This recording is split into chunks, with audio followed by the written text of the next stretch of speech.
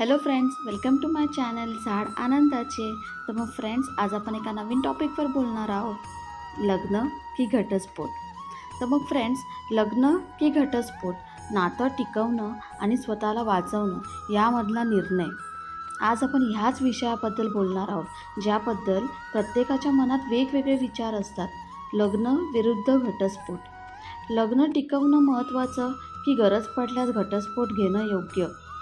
हा विषय कोण बरोबर आणि कोण चूक असा नाही, कारण प्रत्येक नात्याची परिस्थिती वेगळी असते.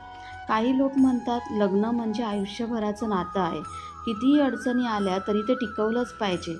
तर काही लोक म्हणतात ज्या नात्यात प्रेम नाही, आदर नाही आणि शांतता नाही, ते नातं फक्त नावापुरतं टिकवून काय फायदा?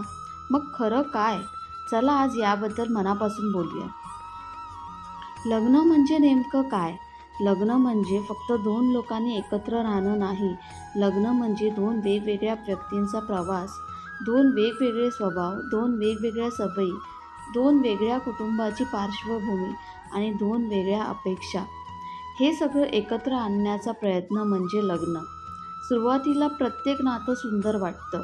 एकमेकांसाठी वेळ असतो, प्रेम असतं, काळजी असते आणि भविष्यातली अनेक स्वप्न असतात. पण हळूहळू आयुष्याची खरी परीक्षा सुरू होते. घरची जबाबदारी येते, आर्थिक समस्या येतात, मुलांची जबाबदारी येते, कामाचा ताण येतो आणि कधीकधी दोन व्यक्तींमध्ये संवाद कमी होत जातो. पूर्वी ज्या छोट्या गोष्टी गोड वाटायच्या, त्याच गोष्टी नंतर त्रासदायक वाटू लागतात आणि इथूनच अनेक नात्यांमध्ये अंतर निर्माण व्हायला सुरुवात होते. प्रत्येक भांडण म्हणजे घटस्फोटाचं कारण नसतं, हे समजून घेणं खूप महत्त्वाचं आहे. प्रत्येक पती-पत्नीमध्ये मतभेद होतात, प्रत्येक नात्यात भांडणं होतात. कधी राग येतो, कधी गैरसमज होतात, कधी एकमेकांच्या अपेक्षा पूर्ण होत नाहीत. पण याचा अर्थ नातं संपला असा होत नाही. काही नाती कम्युनिकेशनने सुधारू शकतात, संवाद महत्त्वाचा. काही गैरसमज माफी मागितल्याने दूर होऊ शकतात. काही प्रश्न शांतपणे बसून बोलण्याने सुटू शकतात. कधीकधी आपल्याला जिंकायचं नसतं, आपल्याला नातं वाचवायचं असतं. प्रत्येक वेळी मीच बरोबर हे सिद्ध करण्यापेक्षा आपण दोघं मिळून हा प्रश्न कसा सोडवू, हा विचार जास्त महत्त्वाचा असतो. लग्न टिकवण्यासाठी फक्त प्रेम पुरेसं नसतं, त्यासाठी संयम लागतो, संवाद लागतो, तडजोड लागते आणि सर्वात महत्त्वाचं म्हणजे एकमेकांबद्दल आदर लागतो, कारण रिस्पेक्ट कायम महत्त्वाचा. पण नातं टिकवताना स्वतःला हरवणं योग्य आहे का? इथे एक खूप महत्त्वाचा प्रश्न निर्माण होतो. लग्न टिकवणं चांगलं आहे, पण कोणत्याही परिस्थितीत लोक प्रश्न विचारतील म्हणून, आपल्या मुलांसाठी, आपल्या आईवडिलांची बदनामी होईल म्हणून, फक्त लग्न मोडू नये म्हणून एखादी व्यक्ती रोज दुःखी राहत असेल, तर त्या नात्याचा खरा अर्थ काय राहतो? एका व्यक्तीने सतत अपमान सहन करायचा, सतत दुर्लक्ष सहन करायचं, सतत मानसिक त्रास सहन करायचा आणि फक्त समाजाला दाखवण्यासाठी लग्न टिकवायचं. हा प्रश्न प्रत्येकाने स्वतःला विचारायला हवा, कारण लग्न हे आयुष्य सुंदर करण्यासाठी असतं, आयुष्यभरासाठी शिक्षा भोगण्यासाठी नसतं. घटस्फोट म्हणजे नेहमी अपयश असतं का? आपल्या समाजात आजही घटस्फोटाकडे अनेकदा अपयश म्हणून पाहिलं जातं. लोक विचारतात, इतकी वर्ष संसार केला, मग अजून थोडं सहन केलं असतंच तर? मुलांसाठी एकत्र राहता आलं नसतं का? लोक काय म्हणतील? पण एक गोष्ट आपण विचारात घेत नाही, बाहेरून एकत्र दिसणारे प्रत्येक जोडपं आनंदी असेलच असं नाही. काही घरांमध्ये रोज शांतता असते, पण त्या शांततेमागे दोन लोकांमधील प्रचंड अंतर असतं. काही लोक एकाच घरात राहतात, पण मनाने खूप दूर असतात. कधीकधी एकत्र राहणं म्हणजे फक्त नातं टिकलेलं असतं, पण प्रेम संपलेलं असतं. आणि काही वेळा वेगळं होणं हे नात्याचं अपयश नसतं, तर दोघांनीही वास्तव स्वीकारलेलं असतं. घटस्फोट हा आनंदाचा निर्णय नक्कीच नसतो, तो अनेकदा खूप वेदनादायक निर्णय असतो. त्यामागे अनेक प्रयत्न असू शकतात, अनेक चर्चा असू शकतात, अनेक रात्रभर जागून विचार केलेला एक ठाम विचार असू शकतो. म्हणून एखाद्या व्यक्तीच्या घटस्फोटाबद्दल बाहेरून मत देणं खूप सोपं असतं, पण त्या नात्यातील खरी वेदना फक्त त्या दोन व्यक्तींनाच माहिती असते. लग्न टिकवणं कधी महत्त्वाचं असतं? जेव्हा दोन्ही व्यक्तींना नातं वाचवायचं असतं. ही गोष्ट खूप महत्त्वाची आहे दोघांनाही.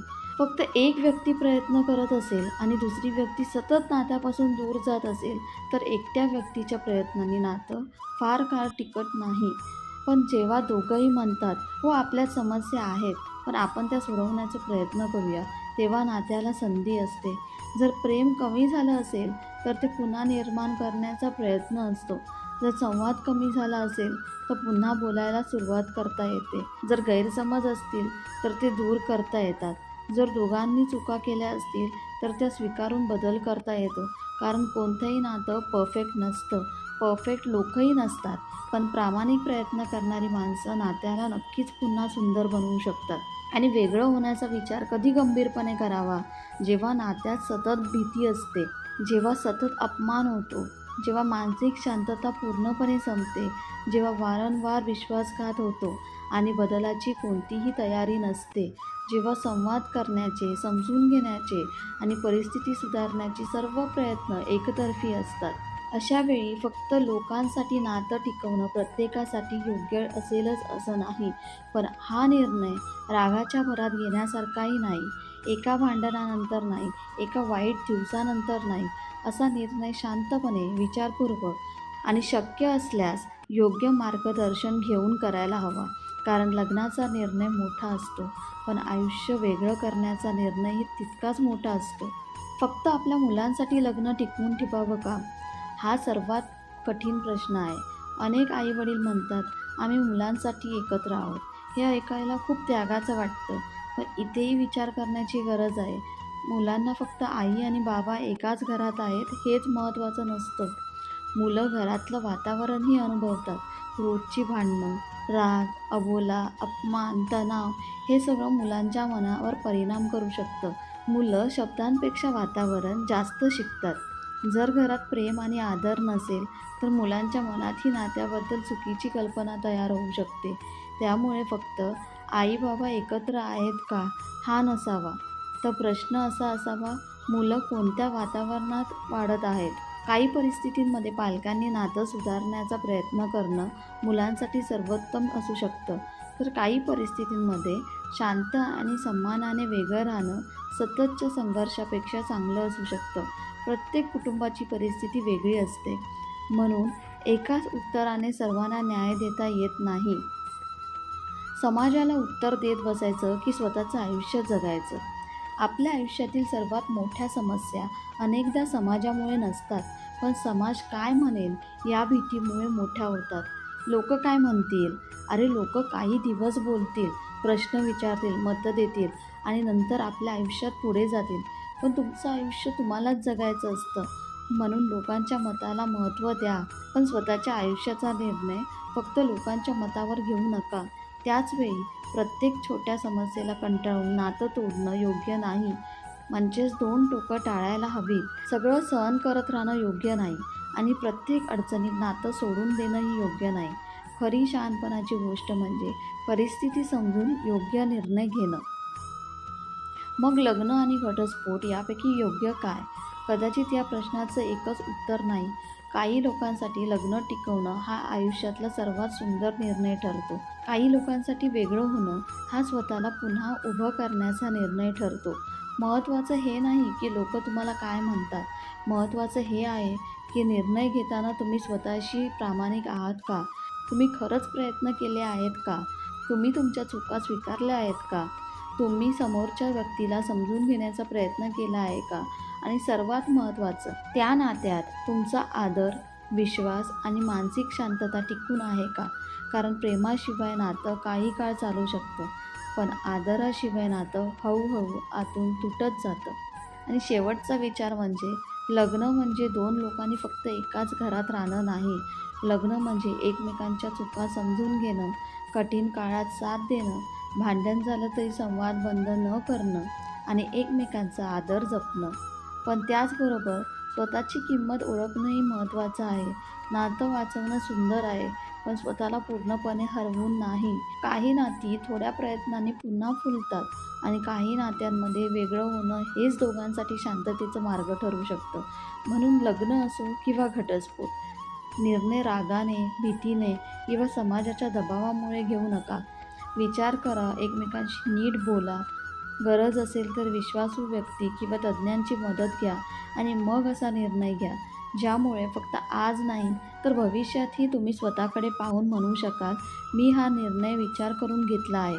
कारण शेवटी नातं टिकवणं मोठेपणाचं आहे, पण स्वतःचा सन्मान जपणं हे तितकंच महत्त्वाचं आहे. तर मग फ्रेंड्स, तुम्हाला काय वाटतं?